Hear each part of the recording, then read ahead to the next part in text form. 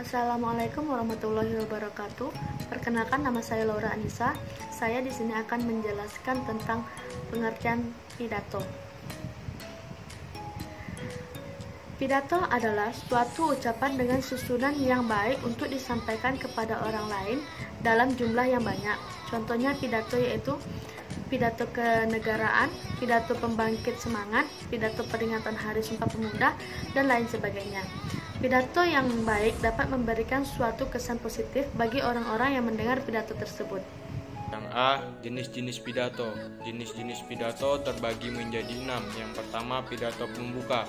Pidato pembuka adalah pidato singkat yang biasanya dibawakan oleh MC atau pembawa acara. Yang kedua, pidato pengarahan adalah pidato untuk mengarahkan pada sesuatu pertemuan. Yang ketiga, pidato sambutan adalah pidato disampaikan pada suatu acara, kegiatan, atau peristiwa untuk dilakukan beberapa orang dengan waktu terbatas secara bergantian. Yang keempat, pidato peresmian adalah pidato yang dilakukan untuk ada kegiatan peresmian. Yang kelima, pidato laporan. Pidato laporan biasanya dilakukan untuk mempidatokan hasil suatu laporan. Yang keenam, pidato bertanggung jawab adalah pidato yang berisi suatu laporan pertanggungjawaban dalam sesuatu kegiatan. Yang B, berdasarkan tujuan pokok pidato yang disampaikan. Jenis-jenis pidato berdasarkan: yang pertama, pidato informatif. Yang kedua, pidato persuasif. Yang ketiga, pidato reiteratif. Sedangkan yang C, langkah-langkah penyusunan pidato. Yang pertama, langkah pertama memilih topik dan pidato. Maksudnya memilih topik untuk tujuan suatu pidato yang akan kita sampaikan. Yang kedua, teknik mengembangkan pokok bahasa. Maksudnya di sini yaitu kita akan merinci untuk suatu kegiatan pidato. Yang pertama, penjelasan, contoh, analogis, testimoni, statistik, dan pengulangan. Sedangkan di materi yang gede yaitu persiapan pidato. Persiapan pidatonya diantara lain mengetahui wawasan pendengar pidato, mengetahui lama waktu atau durasi pidato. Yang keempat, jenis pidato, tema dalam suatu acara. Yang E, terakhir, hal-hal yang harus diperhatikan dalam pidato. Yang pertama, berbusana sopan dalam memilih situasi atau tempat belakangan pendengar acara yang akan disuguhkan panitia. Yang kedua, pergunakan bahasa yang sopan dan komunikatif sesuatu dalam tingkat bahasa dan pendengarnya. Yang ketiga, materi pidato harus sesuai dengan apa yang diinginkan oleh pendengar. Dan yang terakhir, penampilan harus dengan rasa percaya diri atau keyakinan supaya menjaga monofonis pendengar dan memaksakan pendapat atau kehendak. Tujuan pidato: 1.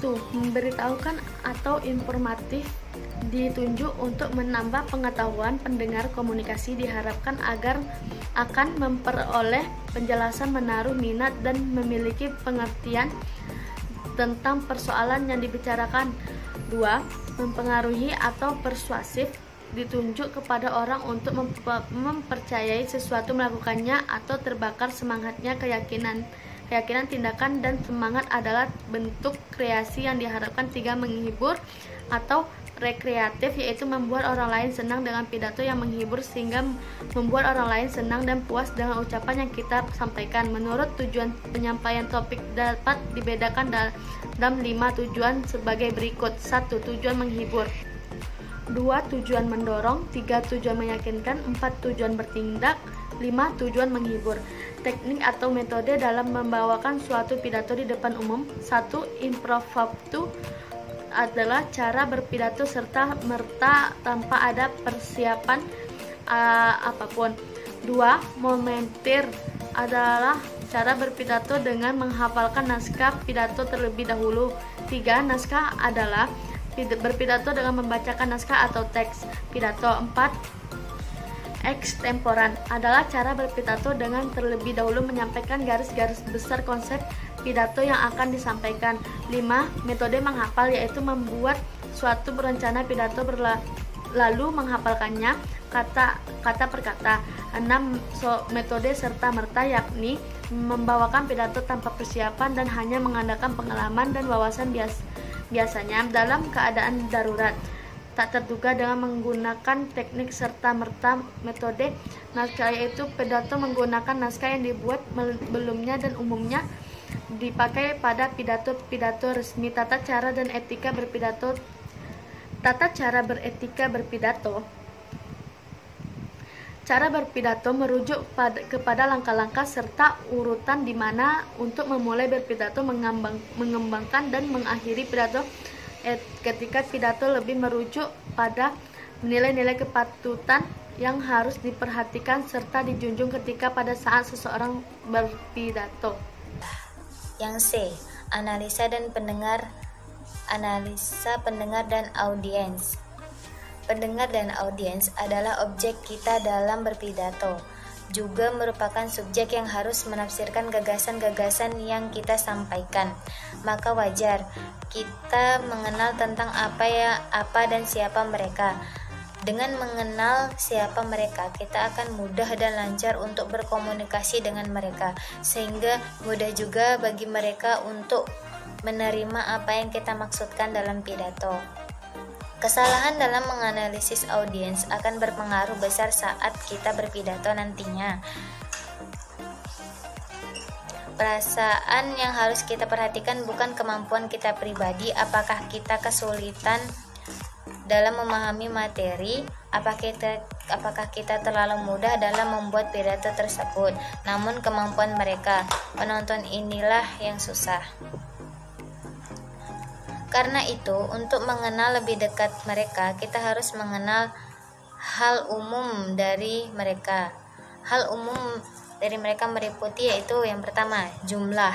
Kita harus mengetahui berapa jumlah audiens agar kita sebagai komunikator tahu apa yang akan dilakukan. Yang kedua, usia.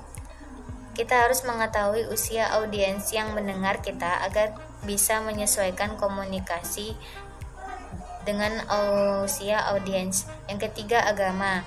Agama sebagai public speaker. Lebih awal mengetahui siapa saja audiens agar kita tahu perlu diberi salam atau cukup disapa. Baiklah, hanya itu yang dapat saya sampaikan. Mohon maaf apabila ada kekurangan. Assalamualaikum warahmatullahi wabarakatuh.